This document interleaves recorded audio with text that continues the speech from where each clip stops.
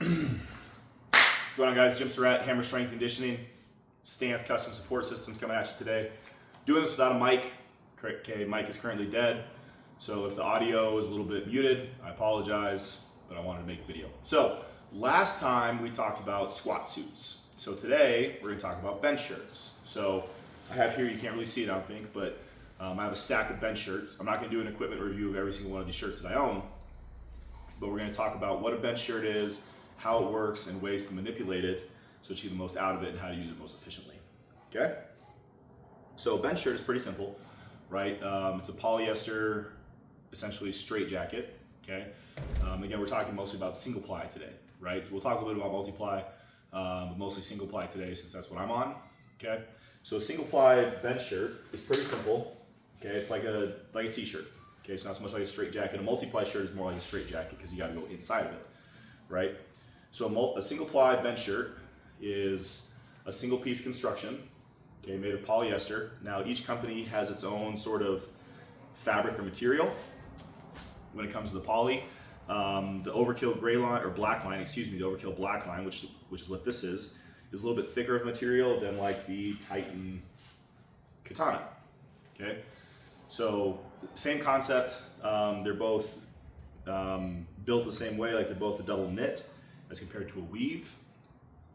And again, they're both polyester. And so the way that polyester works, right, and I've talked about this before with gear, is that the premise of gear is that it operates under deformation and reformation, right? So as you lower the weight, whether in a bench shirt, squat suit, or pull yourself into position in a deadlift suit, the gear deforms, right? So the gear stretches, okay, it deforms over time and across space.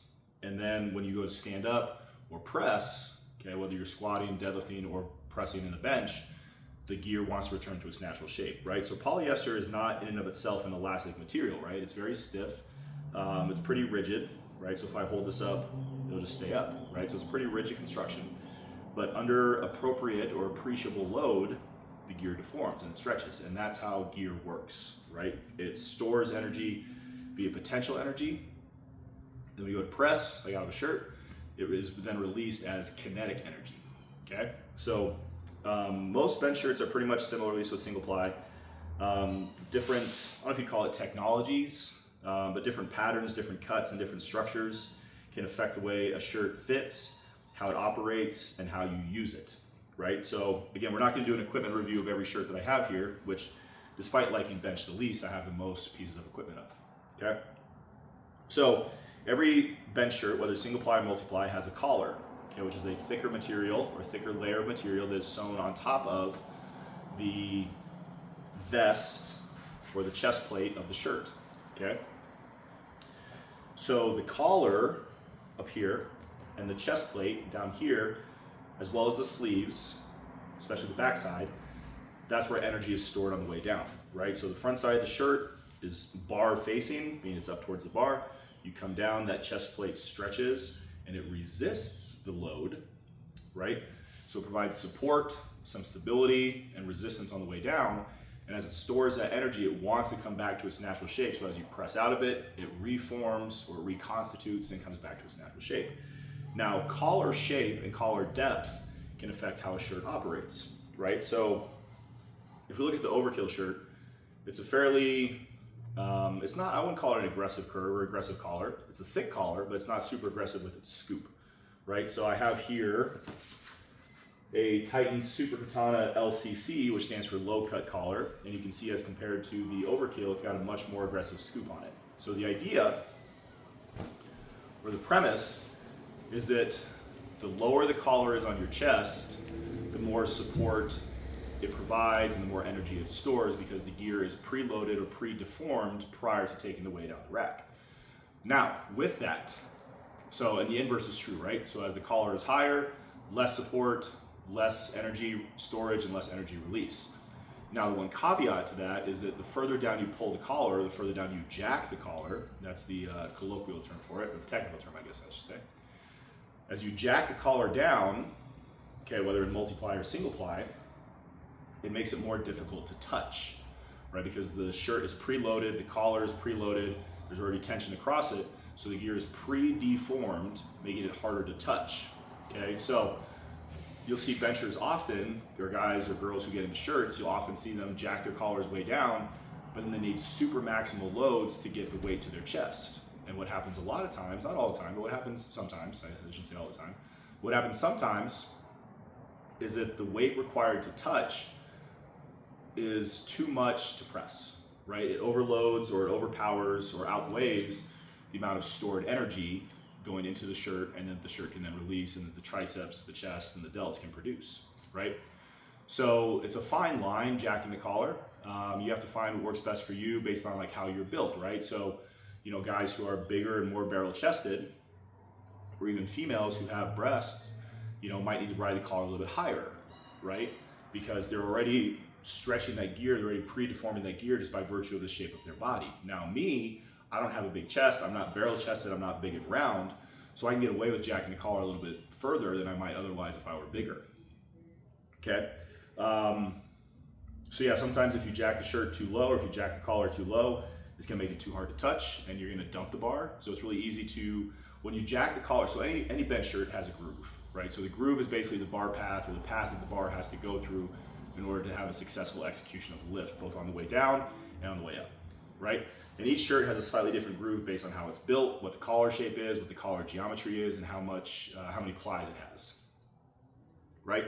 So, so staying in that groove is a very technical aspect of shirted benching, right? So gear is not as simple as just putting on a bench shirt or putting on a suit, whether squat or deadlift, and then just lifting super maximal weights. You have to be technical, you have to be able to execute the lift correctly in order to execute it successfully. And I would say that of the 3 power lifts, squat, bench, and deadlift, bench is the most technical when it comes to equipped lifting. Excuse me. Followed by squat, and then finally deadlift. And you can make arguments either way with squat or deadlift. But my personal opinion, from both experience performing the lifts, as well as experience watching the lifts, sorry, I'm really getting burpy tonight. Bench is the most technical because it requires the most control and the most precision through your range of motion, right? Now, when you start getting into multiply squats, like if you wear like 3 or 4 layer briefs and then a 2-layer suit and you have between 5 and 6 layers of material on and your straps up and knee wraps and all that kind of stuff, you absolutely have to be precise and technical. Okay, you can't just bomb down into the hole and hope everything goes for the best, because that suit's gonna kick you forward and you're gonna blow your knees out, right? But when you're benching in a shirt, like I said, you have to stay in your groove. So typically you'll see benchers arch up. Okay, that's how powerlifters bench, as they arch up. Not everyone does, some are very flat, right? Depends on the federation you're in, depends on your body type, your flexibility, your mobility, your benching style, all that kind of stuff, where your strengths and weaknesses lie, okay? But when you stay in that groove, because of the shirt is not going to allow you to touch high. Maybe it'll touch high, right, on your chest, but you're not going to be able to touch up here, right? You can't do like a guillotine press with a shirt, because the way the sleeves are typically angled doesn't allow you to flare straight out to the side, okay? The shirt sleeves are gonna force you into an angled position.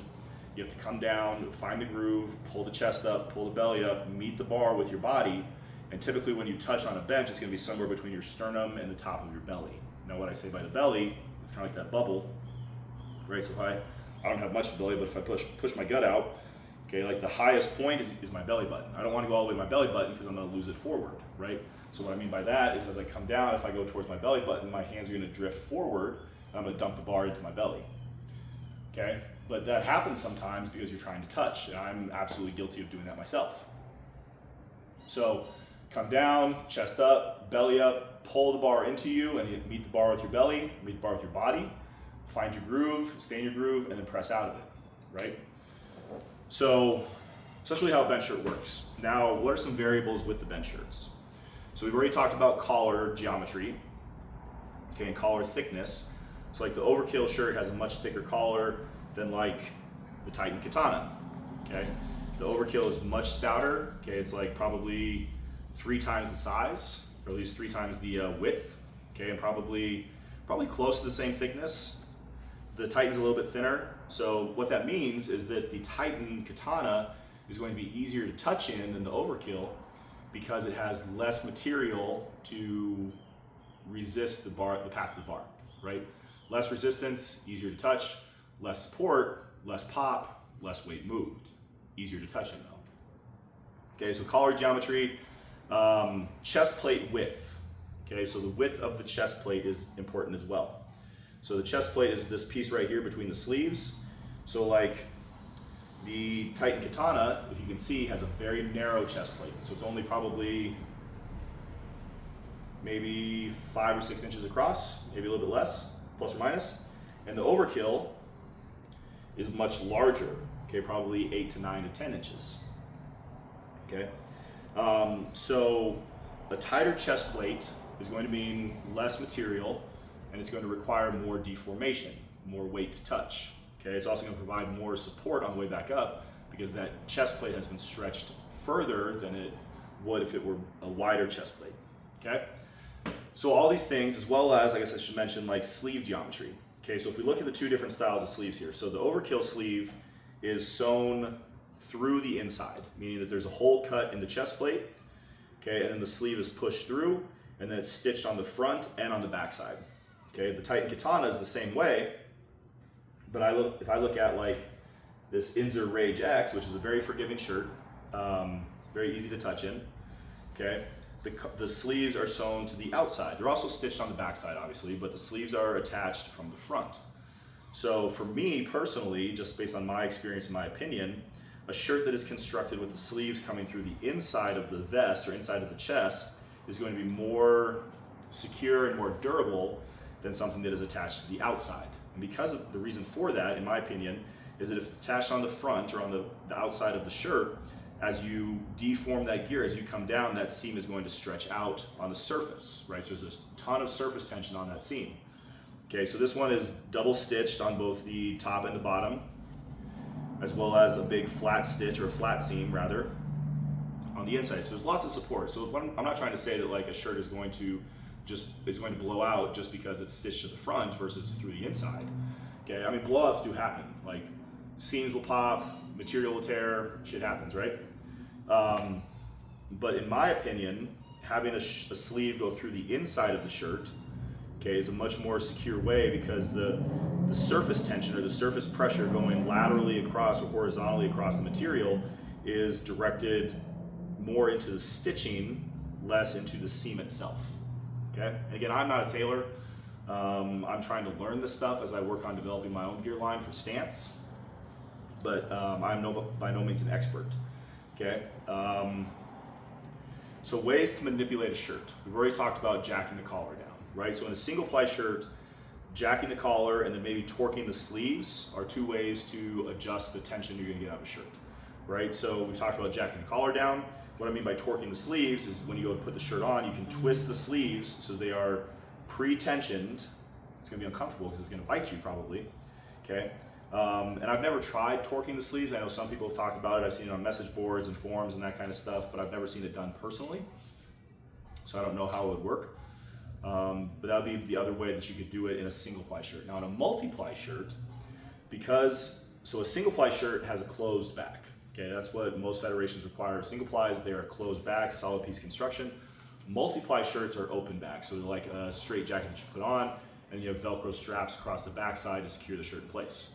Because of that, because a multi-ply shirt isn't attached to the backside of the body, right, or the backside of the shirt, you are able to pull the shoulder caps down. So it creates a more horizontal line of tension across that collar, right? So there's more loading across the entirety of the shirt rather than it going straight into one spot. In a single ply shirt, you can't do that very well because the rule for both single ply and multi-ply is that the armpit crease has to be covered. It cannot be exposed. The shirt can't be below the armpits. Now, in multi-ply, particularly, you can get away with that by wearing a wide strapped or a broad strapped singlet that covers up that armpit crease, right? So you can pull the shoulder cap down, okay, get that collar straight across the body or a slight scoop across it, but you get more tension across the collar, and then you can put that strap over top of the armpit crease so it's covered up. Because a single ply shirt is attached or sewn or stitched together front to back, you can't really pull the shoulder cap down very well because it sits on top of the shoulder, right? Now the Overkill shirt's a little bit big on the backside, so I could probably get away with it.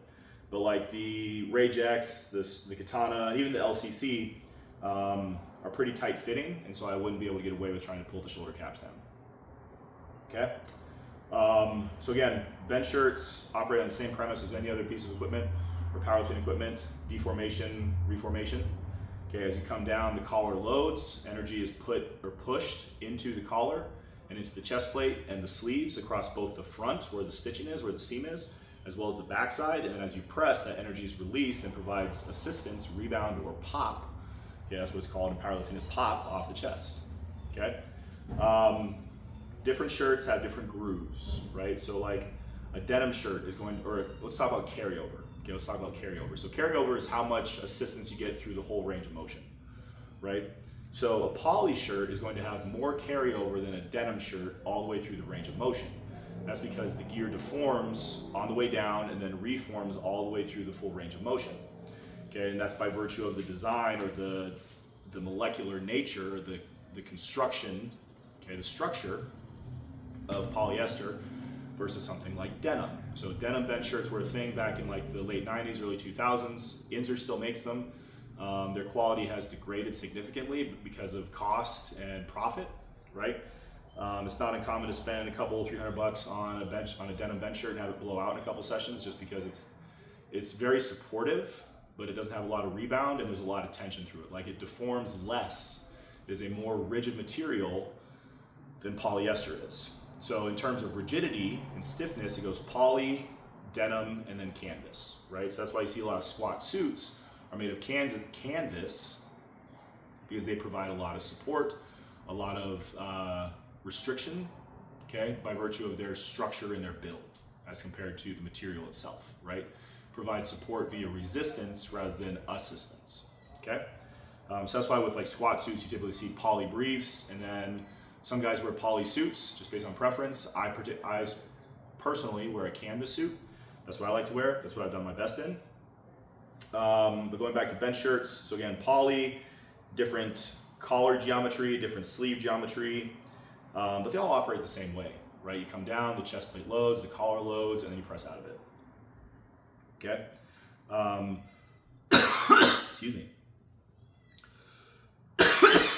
So again, different shirt cuts are going to have different amounts of carryover. The Overkill is pretty good about having consistent carryover all the way through the range of motion. It's a pretty solid all-around shirt. This is their black line material versus their gray line. The gray line is, I think, a little more stretchy, so it provides more pop, but it probably, I don't know because I haven't used it, probably bleeds out faster, right? Because it rebounds super hard, so it might give you more speed off the chest, right? But it might give you a little bit less support on the way down. So when it comes to materials like that, it just comes down to personal preference, okay?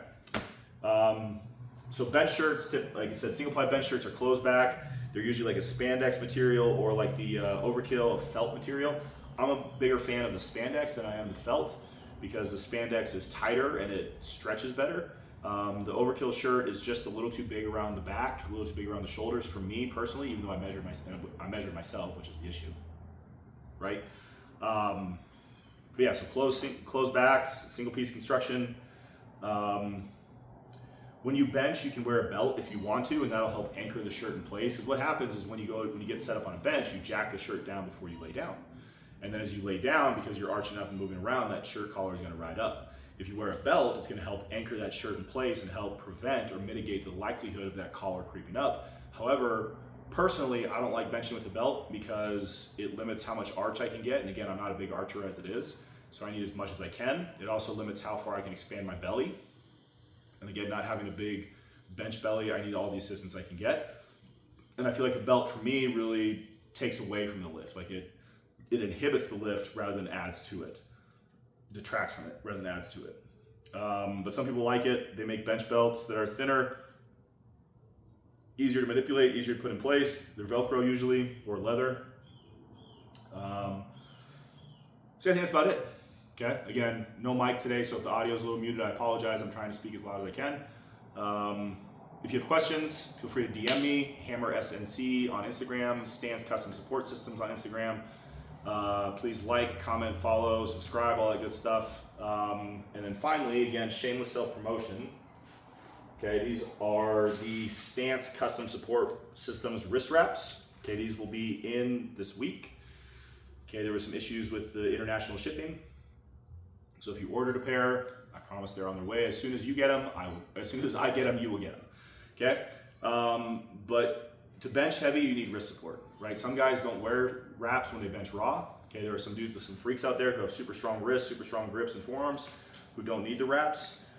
Personally, I do. I like them. They make me feel better. They make me feel more secure and comfortable, okay? We'll talk about wrist wraps at a later date, like how to use them and how to manipulate them.